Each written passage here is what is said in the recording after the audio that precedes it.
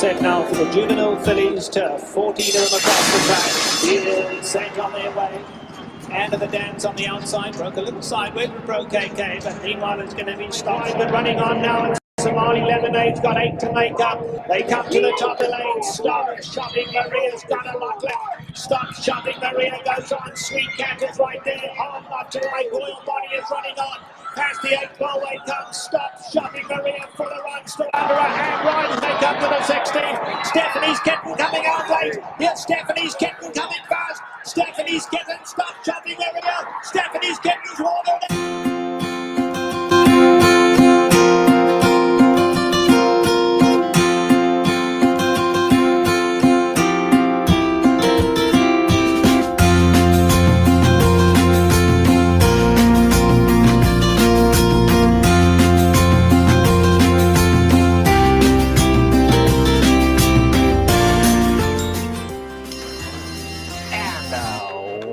They go. Watched the chances, broke smartly, but so did Terra from the Cape. On the inside, Sky Lantern, the grey going well. If he can get through. Sky Lantern, the grey, looking for somewhere to run. Wide open. It's Terra from the Cape hanging on. Terra from the Cape tries to go all the way. On the outside now, here comes Flotilla in the light blue. Flotilla is absolutely flying. Watch the chances in there too. But Flotilla has gone right on by. And Flotilla is coming home to score. Flotilla has won it just about 2 in the end. It'll be Watch the Chances, Summer of Fun, coming on to finish third.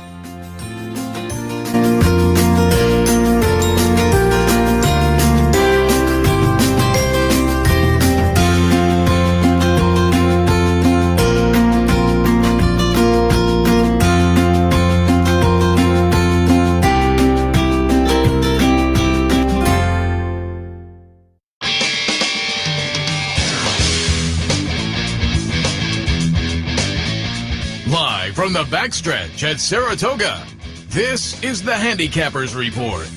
The Handicappers Report is brought to you by Pinnell's Restaurant, a Saratoga tradition since 1922. 284 Jefferson Street, Saratoga, just minutes from the track. The new Capital OTB wagering platform. Bet any place, anytime with the new Capital OTB wagering platform. And CapitalOTBBet.com, the premier wagering site in New York State.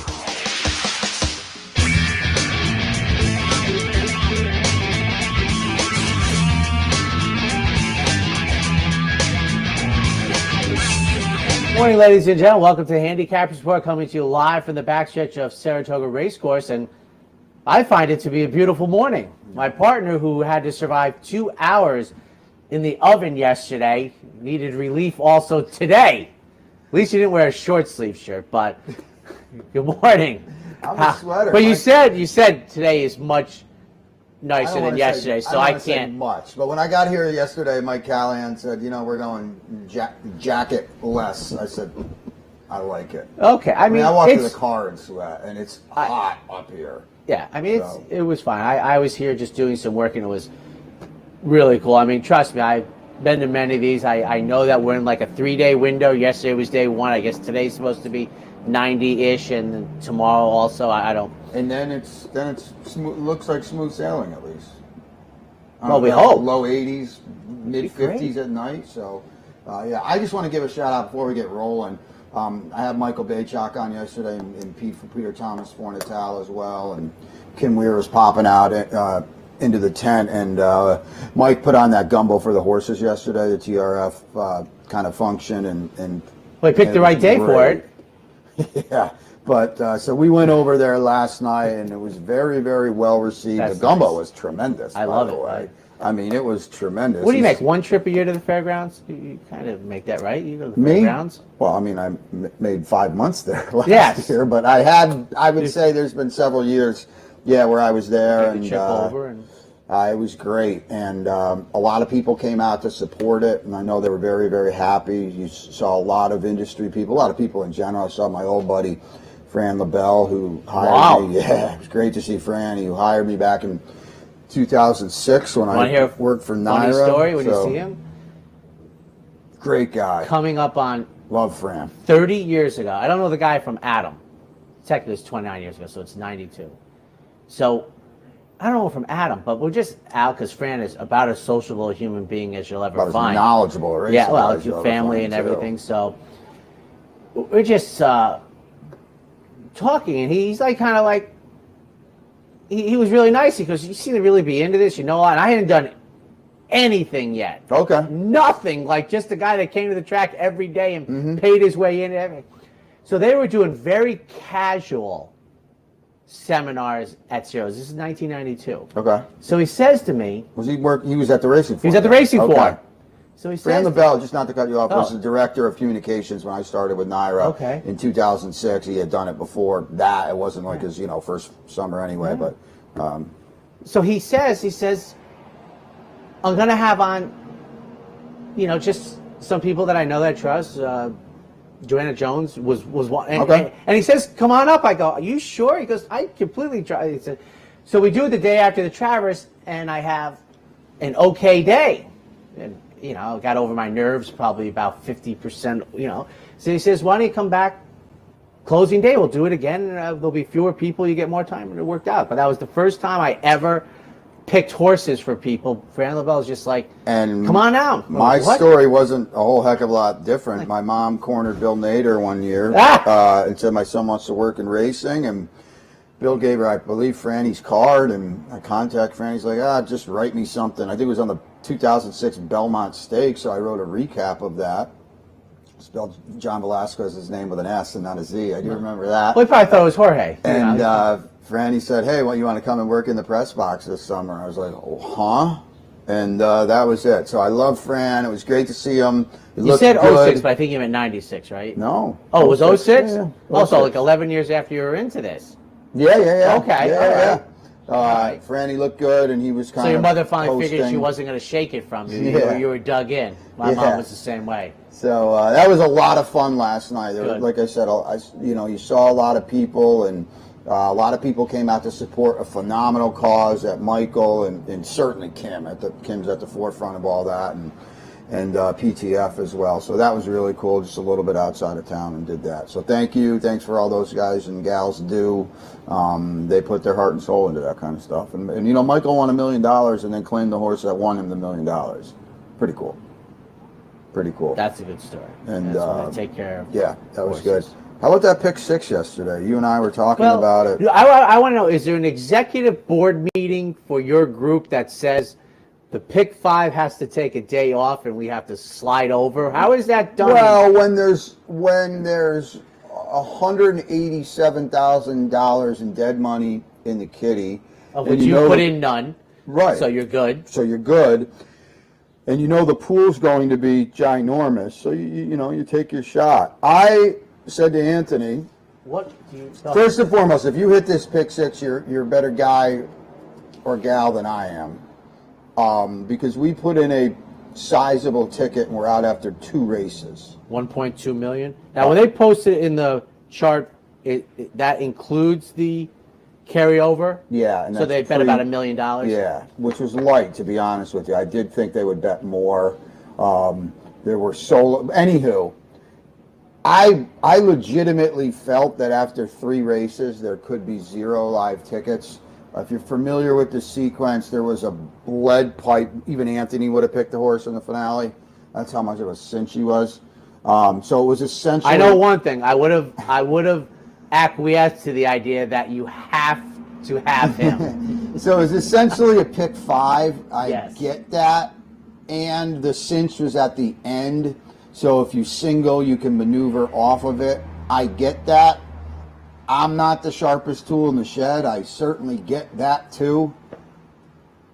18 people hit it. And to use your line, I'm sorry, but if you hit it for 49.9 or whatever it was, you didn't get enough. It was like 1%. I think Marshall Graham posted. Maybe it was 2% more than the parlay. Which is like a crime. A crime, and there was a carryover, and it's a dollar-based sequence now. I'm dumbfounded. When Brian came up, if it didn't happen this way, but I'm old enough to, I would have given. if he'd asked me flat out how many people you think won it, and I wasn't paying attention to it, but I have a spreadsheet and I've been around the game, I would have said 4.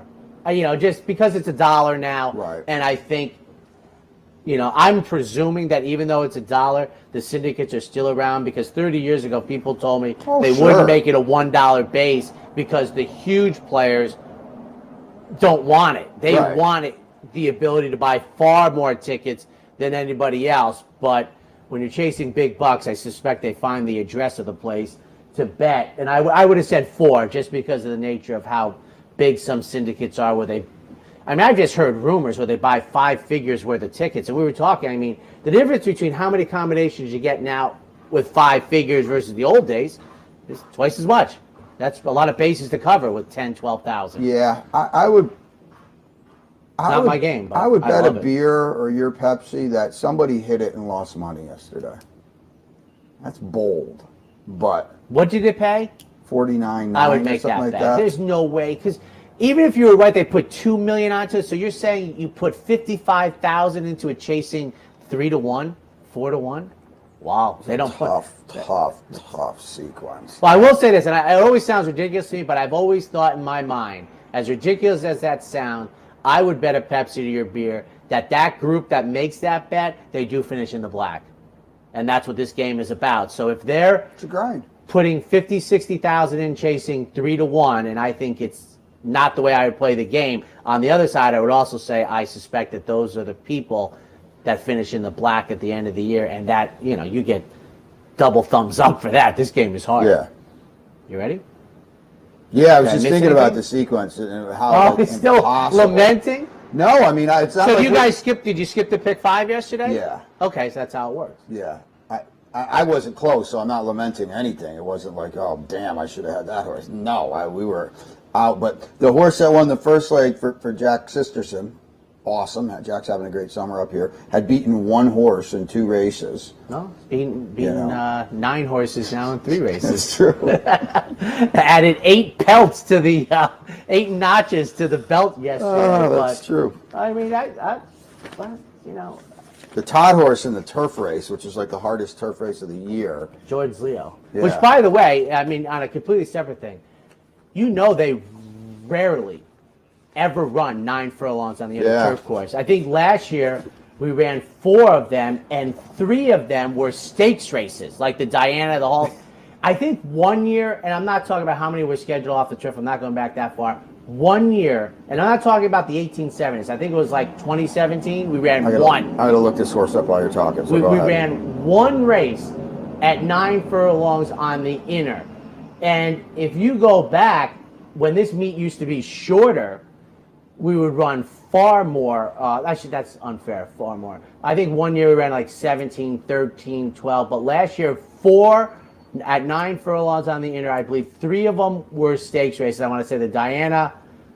What Decorator and Bader win last year? The Hall of Fame? Yeah. I think the Hall of Fame, because I think the Hall of Fame went back to 1 mile and 1/8 because the weird 2020 schedule. And I can't think of the other, and I think there was an allowance race. And this year, that was the first one at, Jordan's Leo? Was the first one run at 9 furlongs. We just don't do it. I always wonder why, because I think of like getting position. Well, at 1 mile and 1/8 on the inner, it's like 1 mile and 3/16 on the main, which means you get the top of the stretch. You get a long run into the first turn to get some position. And I think that's better for racing. But please. Who was betting Town Avenger from the 11 hole? She wasn't in the 11 hole with a couple of scratches. Who was betting her in that race at 6-5? Not me. It's all the races you bet against. Wow. Not only you bet against, you toss them. You're like, no, I'm going elsewhere. Wow. People, you got to work on your handicapping imagination. And just a little foreshadowing for tomorrow. The famous 11 furlong turf race. I'm going to have to tune in on now. That I beat up.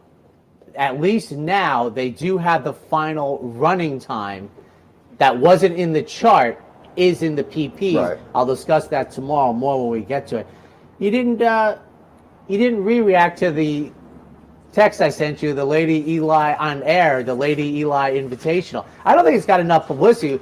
We were both sort of outraged that they ran it at 9 furlongs at Del Mar that year. And you can see that they agree because it's going to be 11 furlongs this year at Del Mar, they're basically telling you we never should have run it, and they should not have. They still should couldn't not win it. She ran like 8th, but she got injured. Dave Grenning posted a picture of her leg or something. Oh, that's right. Yeah, we were big against her that day. We called it Lady Eli Invitational, and she didn't get it done. But it's going to be 11 furlongs, which I think is far more justified. Why? Because they can't run a mile and a quarter at Del Mar on the turf. But they made a bad decision couple years ago, 2017, by shortening it to 9. They made the better decision now. You ready? Yeah, let's do it. All right, let's start with New York Bred's 2-year-old maiden special weights going 6 furlongs. 105 in the PM, 2158. I went with the experience. I mean, I looked through, I'm sure you did the pedigree work in here. I didn't see a lot to suggest the firsters are any great shake, so obviously watch the board.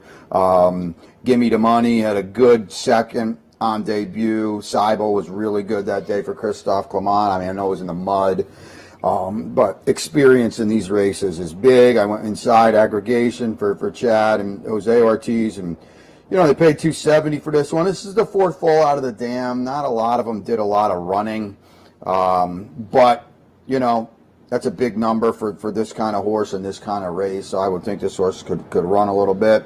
And then Jugglers, the other one, was with experience, wasn't too far behind Gimme the Money.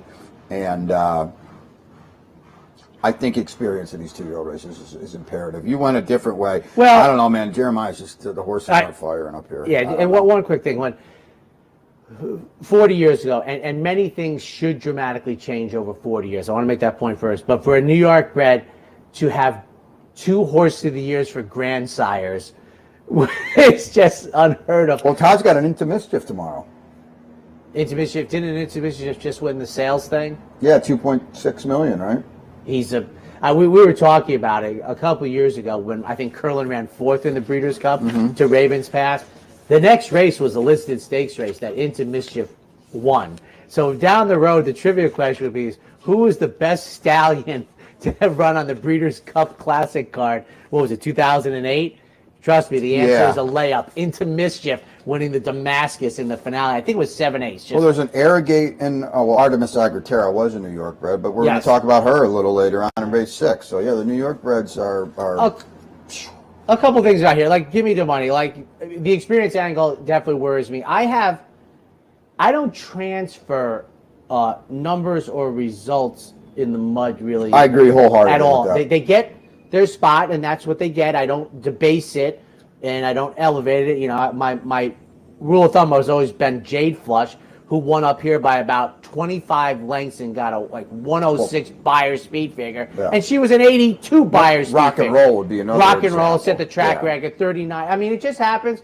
So be it. I've seen too many horses that number sticks out, but was almost 20-1 that day. This horse is going to improve. This is clearly the horse to beat. I mean, I have it in second, and you're absolutely right. Jeremiah is ice cold in here, and I was just looking, and I wouldn't take less than double digits here. I mean, I want a long price, and I took the veteran in the group who has 2 starts under it, and that is Juggler. You know what? When I was doing the pedigree and looked through this. And sometimes things slip through my mind once. They don't usually slip through the second time. Keen Ice won 3 races in his life. The Maiden, the Travers, and the Suburban. Okay, imagine that. I'm not sure I would have come up with the Suburban. I probably would have said 2. I forgot he won the Suburban for Todd, right? I probably would have said 2 on that. That to be is completely honest with you. You know the other horse that falls into that spot, and the 2 times she won, light up the board, and you talked about Jumbo Brome up. Society Selection? I don't ever bring her name up again in that light. You do not defame that lady.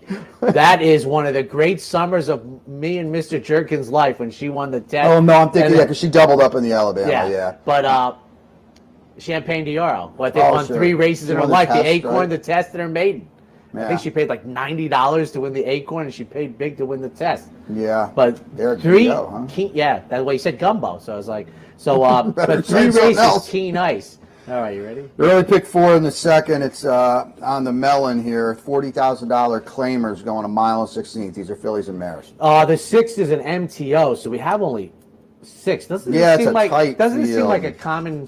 We could have gotten 43 to run in this. Yes, but we have 6 on the turf, and we see it boringly television the same exact way. whenever the old days were, Blue Atlas would be a toss, but the old days went away. And horses off long layouts, and I think August 30th discusses it. But now Horatio, 27%. This is like shooting fish in a barrel for what used to be like Christophe Clement used to be like by himself, then Bobby Frankel, but now it's apparently it's very doable. And this horse is 0 for 5 at Saratoga, but the offspring of English Channel to me fits right in. And Jose Ortiz gets to mount back after nearly a year, and Blue Atlas is the runner that I want in this race. What was funny was his horse won off the layoff last year. Let me ask it you this wasn't question. as long, but you're like, is this too easy? Yes, you may. Please fire away. I'm not going to add anything because we have the same top two. I agree with you wholeheartedly. As a guy, how does Maker pay that price? Just bet all of his horses nowadays. A guy that you are, the line of stat keeping forms behind you. You are as meticulous as anyone I've ever met. Thank you. You're welcome. So, are you a little, or maybe a lot, peeved that now everybody that can spend, is it form $19 now or whatever, everybody that can buy a racing form knows Horatio de Paz is 27% off an elongated layoff? That is probably the best question I've ever been asked. And I think what you find is, like, now my area is what Seth is clamoring for, and I tease Seth about it. I'm like, no, shut up, the MTO thing and the AE, so I keep that. You have to keep moving the goalposts for yourself. Would it be better when I look at old 1980 daily racing forms if it was like that? Yes, and somebody when I was 17 had that edge, etc. So, yes, I mean, it would be, layoff, all those things would be better for guys like me. I do think there'd end up being more guys like me, but no, the plethora of information out there, sometimes not correct, which is kind of an edge sometimes. We talked about chart notes and such. We were talking about ours. Andy Serling on Talking Horses often talks about out-of-town places where you're just like... I think I heard Andy say yesterday he got the DRF to change the layoff from 45 to 60 The next days. thing I'm bringing up, kudos to Andy, because 60 sounds about I right. would take it to 75 to 90, but that's still a step in the right direction. So that is it. If I heard that correctly, it's a good job. He did. He said, that is it, because there's nobody in the world thought 45 days was a layoff. But I agree with you also. Thank you, Andy, for getting it to 60, 75, etc. So Blue Atlas, Whimsical Muse, as we talked about, and then Candy Flower. Now, I will say this to make this conversation a little interesting, since we agree. I know you're not a pick 4 player early, but these type of races, do you make an opinion and move on, or do you take 4 of them? Well, generally speaking, how would you? They're all 3.5 to 1. Yeah, so you have to use one or use them all, I think. And it's a lot like Mike Callahan yesterday. He liked that Philly Earth Strike a lot too. I think you did, because you had. I did. You had ran like 7. Up. Yeah. Yeah. So in 4th, I think. 4th is probably But so I said Mike got lucky. Lucky's not really the right word. Fortunate, I don't know. But in that, I had 0 opinion in the race. I had 5 A's and 4 B's. That was the entire field. Whereas Mike liked the horse a lot. He can just single, and you get so much more leverage in that scenario. I couldn't do it. In the winner, the Todd horse, I liked literally last. You said it would have been the first. Would have been. If you said, Brian, you can throw one horse out, it would have taken me 1 second to throw that horse out. 1. And he's referring to Jordan Leo, who won the 9 furlong on the turf and paid nearly $30, matching Mike Maker. So on a day when Mike Maker and Todd Pletcher played nearly $30 to win horse races at Saratoga, Pletcher for his history, Mike Maker for his season. That potent combination game ever. Todd Pletcher and Ricardo Santana. Ricardo Santana can do his job. Do you want to add anything really to this? Good. No, I've got none of that. Okay. On to the 3rd race, named for, I believe, the first Eclipse Award winning New York bred. Gary Siaka? But the best, even better than that was, before my time. When I say this, you have to understand, favorite over distaff, right? Pasiana. Yeah, I did know in that. the Breeders' Cup Distaff in 1992, I think breaking from Miami. I did know and that. I think she ran last. I think she hurt herself in the race. But Gary Siak had her. I wanted to try to beat Miss Orr, but I just couldn't. 5-1-3 for me. Let me ask you, did you take Mr. Buff yesterday? No. And it's They make races hard. I mean, let's golf clap. I hope we never see Mr. Buff again. John Kimmel's done a tremendous job with him. One of the Broman's best horses ever. He was awesome on his day. He would have won that race by 18 lengths yesterday with the trip he pulled, and he's just not.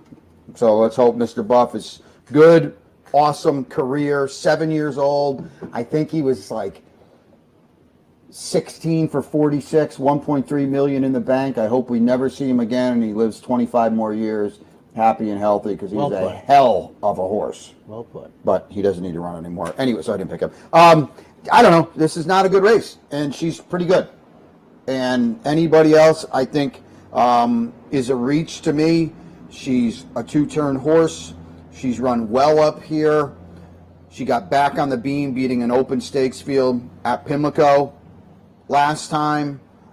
And she actually looks like they're not going to go crazy early, but they seem like they might knock heads a little bit.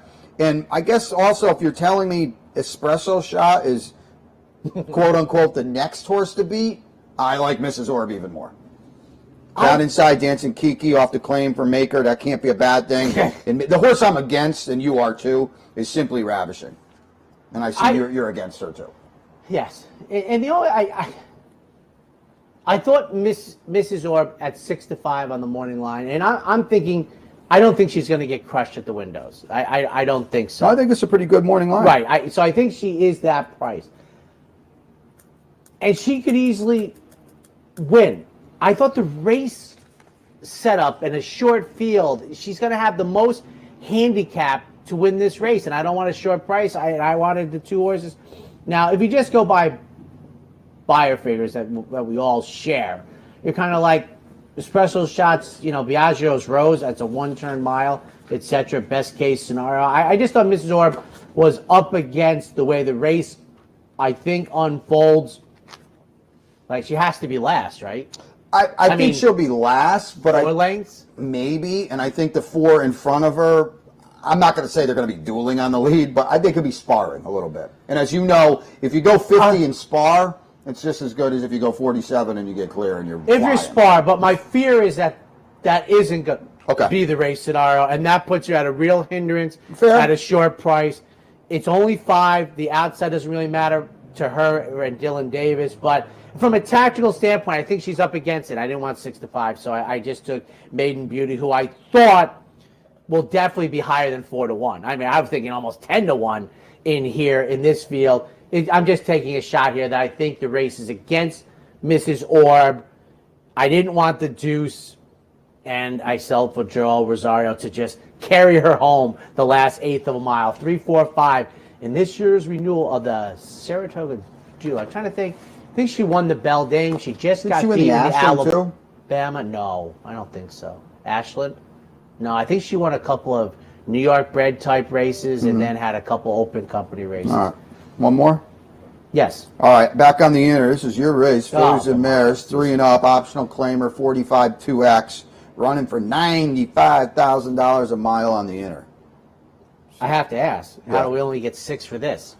I mean, it's a the little, 3 is an MTO. This is a turf race. They're supposed to be very popular at the entry boxes. Apparently, you have to go 5.5 furlongs for them to be popular. But 6 for the turf race, ladies and gentlemen. We are the same boat. I just took the inside horse, Mischievous Dream, making the 3rd start since November.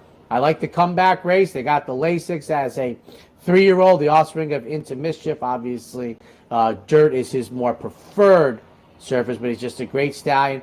It's going to be pretty firm, I think, finally, and that's a chance that I'm going to take it in here. So Mischief Dream on the inside is my top pick for second. Number 5, Spongy, the offspring of Hard Spun for Bill Mott, comes out of a brilliant performance in the A other than.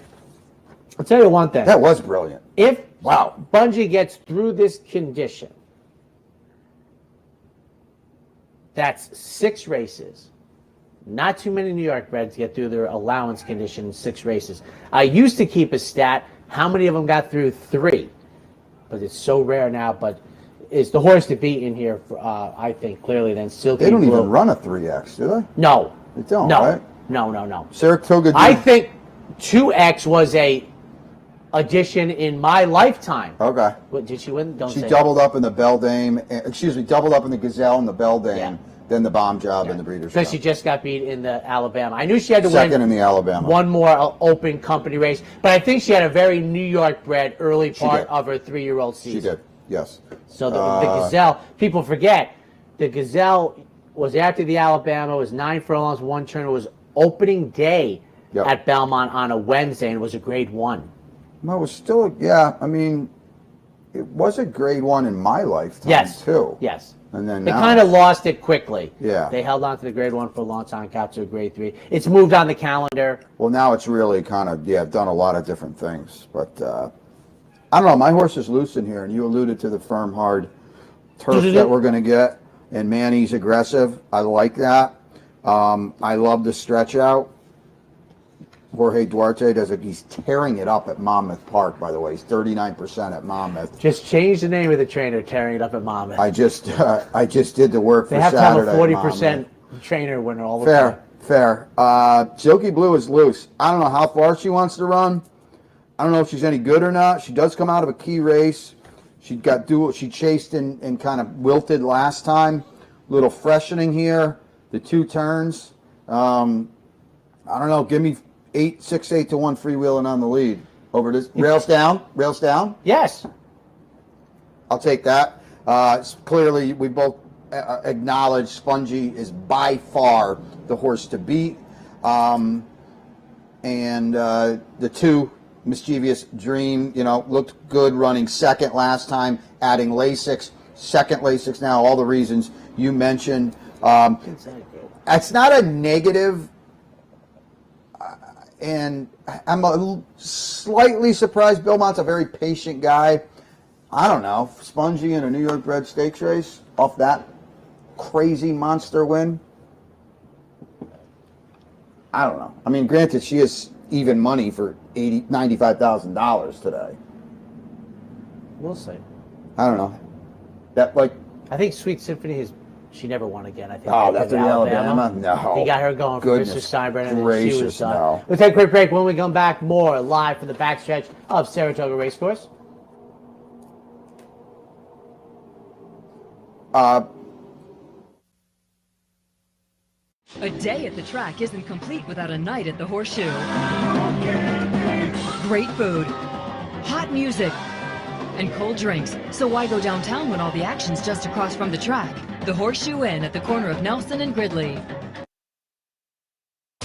Capital OTB is now streaming live on Roku. The RTN Racing channel on Roku lets you watch OTB TV live through your Roku device or your Amazon Fire Stick, rather than being limited to computers and mobile devices, which means you can now watch OTB live wherever you are. Simply open Roku, scroll to find the RTN channel, then click on OTB TV. OTB TV on Roku. Try it now. Where's the best place to find your favorite teams, your favorite food, daily drink specials, and wagering on live horse racing? Legends Field Sports Bar, 711 Central Avenue, Albany. Get your game on day or night with 75 flat-screen TVs, tournament-style pool tables, a private banquet room, and live horse racing. So if someone asks you, where's the best sports bar in the Capital Region? Tell them Legends Field Sports Bar, inside the Clubhouse Racebook, 711 Central Avenue, Albany.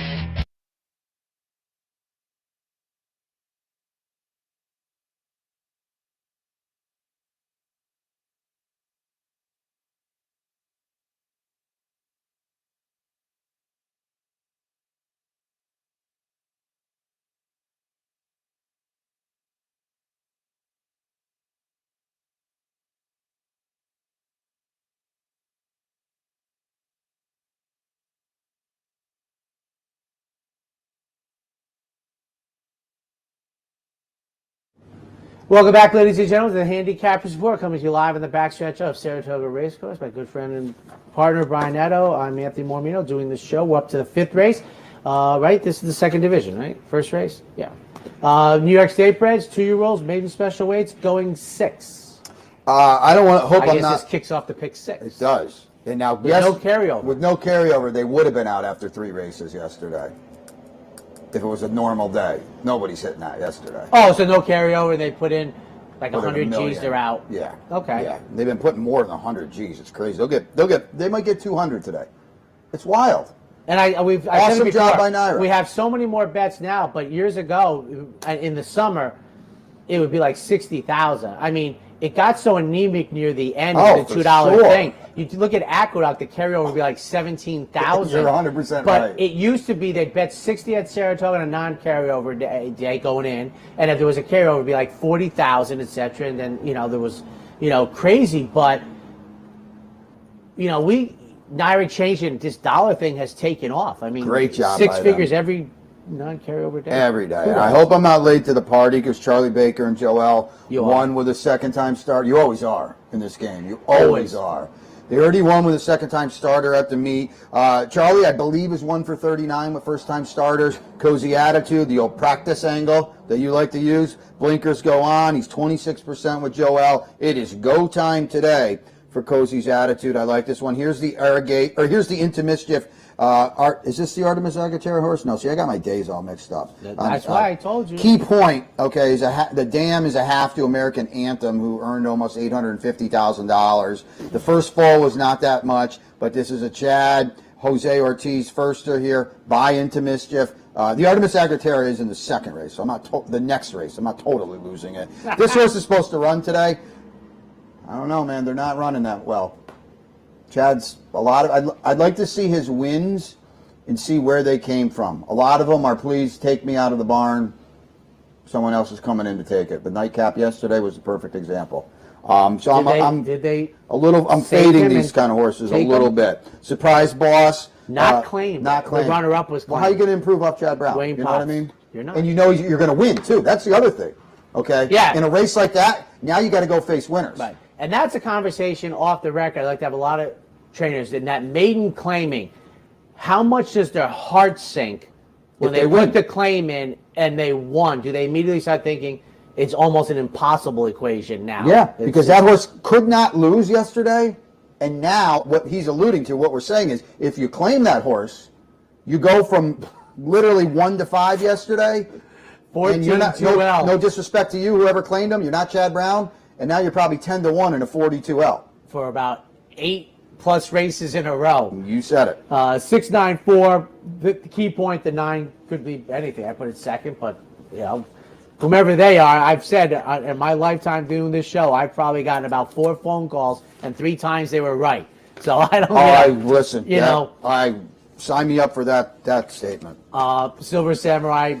Back-to-back second place finishes for Kelly Breen. We get fast track. That's, I have the experience in here. My third pick is the other horse. This horse has the most experience, the 3. I think we're dealing with like 7 firsters, 1 horse with 1. I took the 2 horses, the horse with 2 and the horse with 3, and I sandwiched them with the firster. That's probably going to, and we would probably agree that if this horse isn't lower than 8 to 5, you're supposed to not be enamored with him. So you are on the air Friday, correct? Yes. You will be introing race 6 on Friday, talking about a pick 6 carryover. Okay. They're not going to hit this today. It's hard. Wow. Race 5, on Friday. The 6 kicks off the pick 5, and here's another New York bred race. This is 5.5 for the 2-year-old fillies on the Mellon, and this is a cracker of a race. How you get through these horizontals amazes me. I mean, I am not. You don't. Being, well, somebody does, because in the last race, remember this, a couple. Clean up some things here. 10 in the main body, 11, 12 are the AEs, 13 through 16 are the MTOs, 10 can run in here. The previous race, we had 7 of the 10 were firsters. Here we have 8 of the 10 are firsters. I mean, the only ones that are runner, the 1 and the 5, the 1 Dufresne ran once and Helen Spirit ran twice. I took the firsters in here going the opposite way. I don't know, because, well, one of the horses that's run is 50 to 1. And the other one is down on the rail and does, if you like, off the 54 to 1 debut, have at it. So here I took 3 firsters, and I'm having at it. And that's what it's supposed to be. Now, you have snuck Dufresne on top after debuting at 54 to 1. So we'll get to that, and you'll get to it because I have. Yeah, I will. All right. Go ahead. So I took the firsters, and I don't know anything. I mean, and I have. Check the board, folks. And even if you're playing the pick 6, check the double wheel pace. I mean, there's an Arrogate number 9, so be it. He's, good luck if he ever sends one runner like him.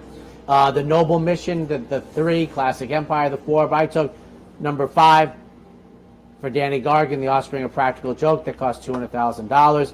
Good final workout for the debut race. Number 10, who would be on the outside of the main body as it's drawn, the Chad Brown firster with Irad Ortiz, and then My Cara Mia Mine for Mitch Friedman, who I will tell you, folks, this Offspring of Decoration of War had probably a coin flip to be the top pick in here.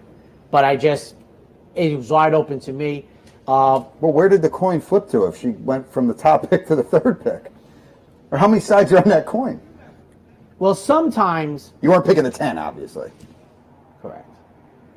Sometimes, what we do here, it's like, I don't want Skyward Princess on top, and I don't want to relay that type of thought to our viewers.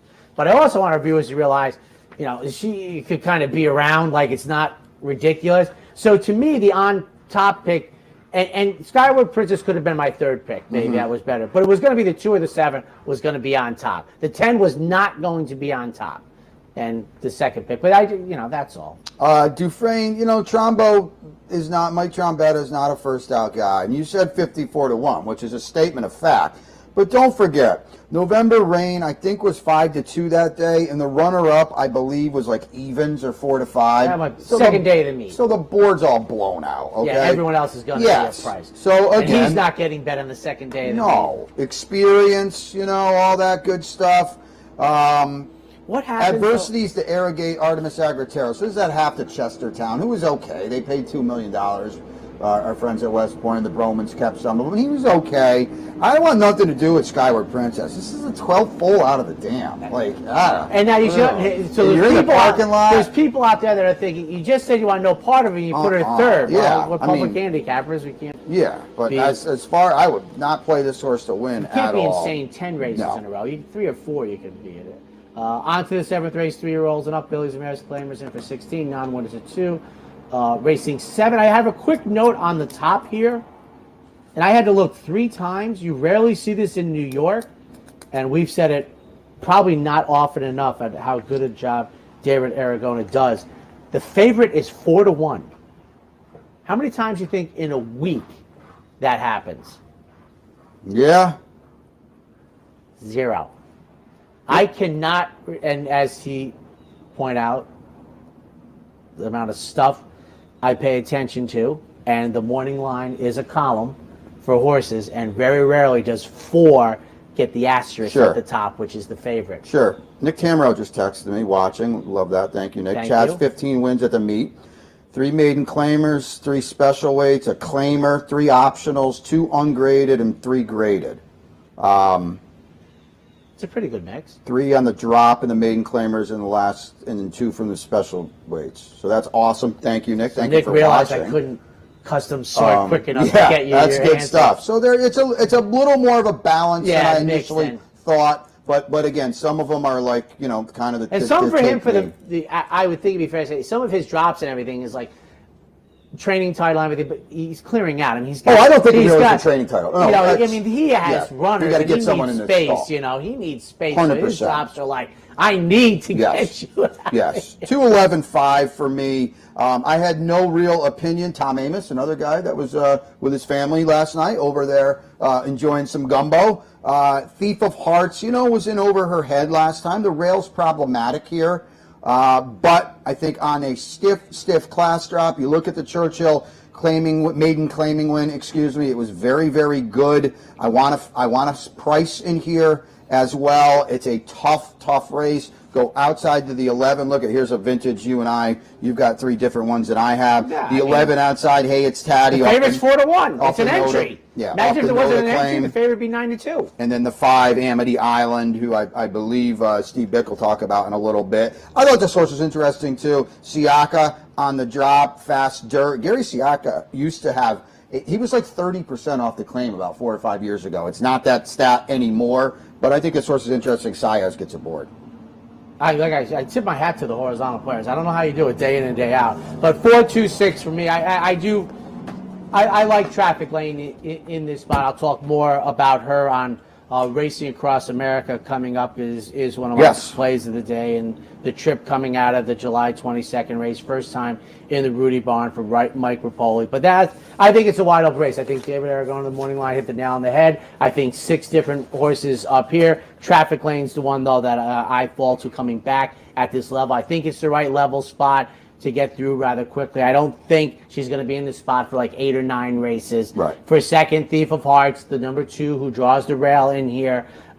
I clearly am looking for the last 2 races. And sometimes, and with Tyler Gaffleone becoming the 4th different jockey, I don't think I have to worry.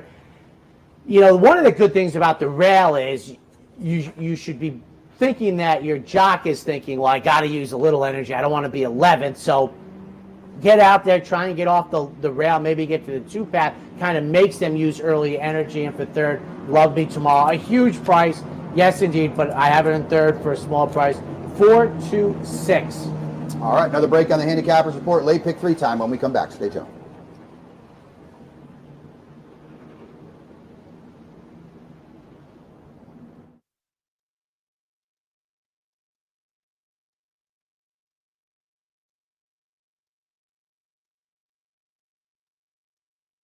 Welcome to the West. I'm Scott Varley at Saratoga's latest and greatest high-rise luxury condo.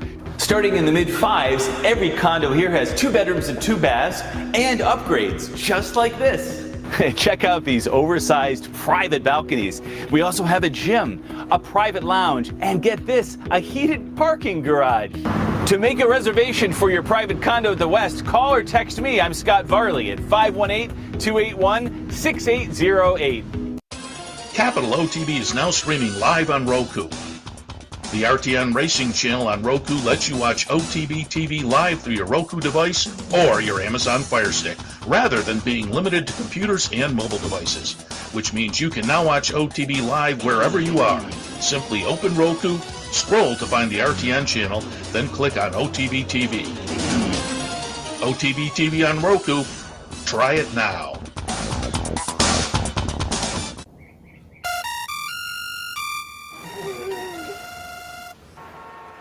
Come on. I want sales reports on my desk by Monday. Oops. My bad. Love racing?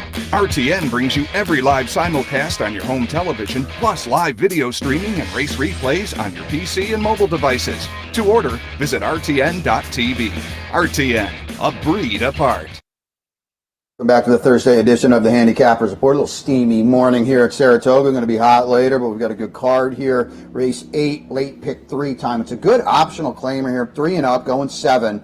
80 and 2X is your conditions. Now, at first look at this would be unappetizing to me. I have 6 horses, 5 can win, you would think. 5 are almost the same price on the morning line. But Chocolate Bar, who's never run on a dirt fast track, is 4-1. And Let Me Know is 3.5-1. That doesn't seem like I'm happy to go with that. I think it's a wide open race. I even put the outside horse in third to get a small piece based on the fact that it does well on the dirt fast racetrack. Wow. He's my best bet of the day. That's awesome television. Because Let Me Know I'll be touching on with the Iowa Derby later on. Racing Across America. And not only the race he put in that afternoon, and now he's also coming off a win. That was in the slot. We're going to touch on the Iowa Derby and that disqualification later. Brad Cox is obviously having a fantastic meet. Second off the claim with the deuce. Came back on the second day of the meet to hit the board against Gunnett. And for third, definitely the outside horse for Jeremiah Engelhardt. But Let Me Know against your best bet of the day, Chocolate Bar. Well, a couple different things. You alluded to he's never run on dry land, but he certainly handled the main track last time. He had run 13 times on the turf. They never tried it. And weren't looking to try it the other day. And they weren't, but they did. And it worked out. And now going 7 furlongs with plenty of foundation underneath them. A perfect outside attack post in a race that's not loaded with speed. Does your horse? Oh, my guy. we'll get to him racing across the Yeah. So this so is I'm time, thinking your best Briefcase Bully goes to the front. Let me know presses, and I'm 3 deep, which is fine. And Not against me. I thought Mijos was not very good last time. I picked him. He was fine. He was fine. I don't want him today. at a short number in here, potentially against the race flow. I don't want shoplifted with no early speed either. And I think my guy's got some upside, and as you kind of said, he'll be a little bit of a price for the pink and yellow of Mike Dubb. 625. I don't think in the morning line. I'm glad it's as close to mine. 9th race, Phillies and Mariners, New York State Breds, non-winners of 1, dashing 5.5 on the turf. 10-6-1-2. I thought there's going to be some hitting up front. And I got the best closer in the game in Joel. Blinkers go on, snick it a little bit to maybe get a little more focus, maybe to get a little more tactical speed. Just missed in a slow race at the level last time, but that race actually puts her in the mix in here. She's not going to have to run that much faster, and I do think she'll get some pace, and I just love Joel in these turf sprints because he is such a powerful finisher. Fractorization is going to be pressing from the outside and seems to be going forward for John Kimmel. A better post today, and then down inside. You're not playing Uncle's Gem, and I certainly aren't either. He's going to have to suss it out as the inside speed facing winners for the first time. She's got more upside than anyone else. I agree with that, but you can take her at that kind of number. I sent it was supposed to be 2-6-1 for me. I have Uncle Gems in third, not second. My fault because the dummy wrote 2-1-6 up here. That's what I sent in, but my picks at the horses, Uncle's Gem is third. Theater Dancer coming off of the layoff, forgetting the last race, the Stallion Series on the dirt. 2 good starts on the turf. I think it's going to have very good position here, and in the old days off the layoff might have been a toss, but now it doesn't matter. Wayne Potts sends out this runner. Second time versus winners, but in the allowance edition, as I said, tried the Stallion Series in December at Aqueduct. I'm throwing that, went to the sidelines. War Dancer off to a good start, and then I have the 6 and the 1 under. Bad job on my part. 2-6-1 in the 9th. Do you want to just take the entire hour of Racing Across America and talk about the 10th race? Yes. It is an awesome race. How about this? You may never see this again in your life in a field of 12, which is the main body. 10 are first-time tag. The other 2 are second-time tag. These aren't horses that are running their 3rd and 4th time. They have a resume. This is an awesome race. It's like a poor man's maiden special weight at Belmont on the turf. You know what I mean? I think it's better than that. But better than that? Okay. What'd you say? A poor man's maiden? Yeah, it'd be like a bad... Yeah, that's maiden like special weight. A C-plus kind of maiden special weight at Belmont. I mean, it's an awesome race. Chad's got the 3-1 morning line favorite, Amino, who certainly you didn't pick. I picked him third. Certainly doesn't have to win. It's $75,000 maiden claim around the inner. It's a great race. It's a great race. Go.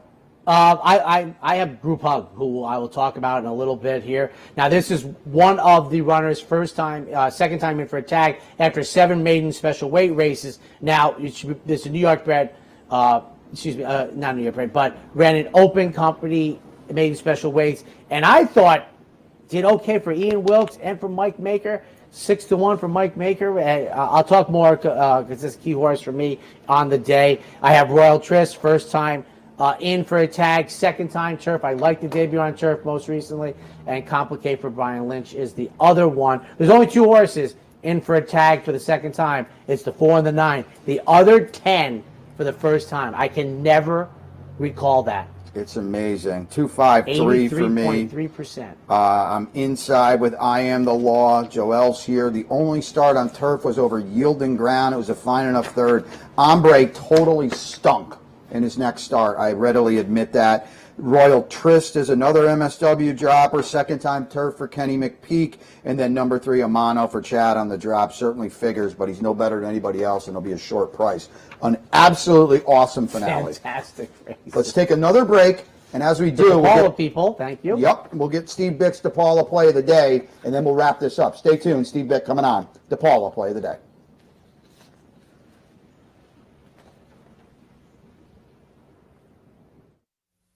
Welcome Welcome to Albany County, an incredible destination to live, work, and play, with easy connections to more than a dozen cities from our vibrant modern airport. It's a short trip downtown to a hive of culture and amusement, from world-class shows at the newly renovated Times Union Center to reliving the past at the New York State Museum. From outdoor recreation to shopping to nightlife, Albany County has something for everyone. We'll see you soon. Birdstone is an outside front. They're coming down to the finish. Can Smarty Jones hold on? Here comes Birdstone. Birdstone surges past. Birdstone wins the Belmont Stakes. In front, but here comes High Chaparral. High Chaparral, the defending champ, to take it to Palma. These two arch rivals head to head with Joe Hart bearing down on them. It's going to be a 3-horse photo finish of the turn. Here's the wire. Photo finish. The Capital Region has some of the most sophisticated horse racing fans in the country. That's why Capital OTB built the Clubhouse Racebook. Here you can wager year-round on the best horse racing from around the world. The Clubhouse also has monthly promotions including live bankrolls, handicapping contests, and so much more. Like sports? Watch your favorite teams on more than 30 screens in Legends Field Sports Grill. Food, sports, and the excitement of championship horse racing. Only at the Clubhouse Racebook, 711 Central Avenue, Albany. At DePaula, we think of our customers as family, so we want your experience to be fair and easy. Family owned since 1980, DePaula means quality and convenience, along with concerned and certified technicians. So come join the family and thank DePaula for all your automotive needs. At DePaula, we think of our customers as family, so we want your experience to be fair and easy. Over $2 million in original factory parts means you receive the very best for any make or model. So come join the family and thank DePaula for all your automotive needs. It's post time for today's DePaula Play of the Day.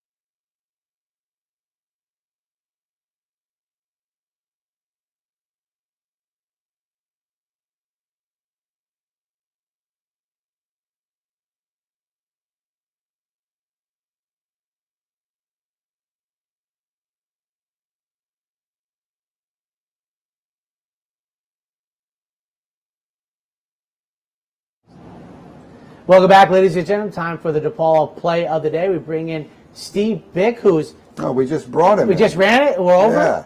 You're a little disheveled, ragged on the Mets, I think. I didn't bring it up. Yeah, that's true. I did not bring it up, but you're right. We're talking about the Mets. Amity Island. I have that horse in 3rd in the 7th. I'm right next door. At a price. They're going to run it again, see? Oh. Later? Wow. Okay.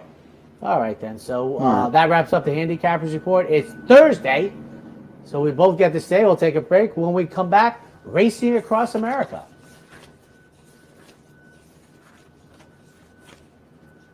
I almost wanted to say, you think we should...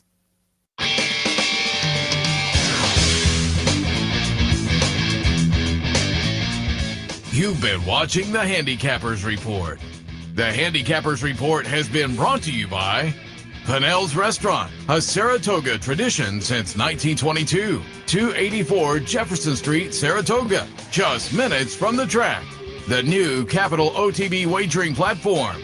Bet any place, anytime with the new Capital OTB wagering platform. And CapitalOTBBet.com, the premier wagering site in New York State.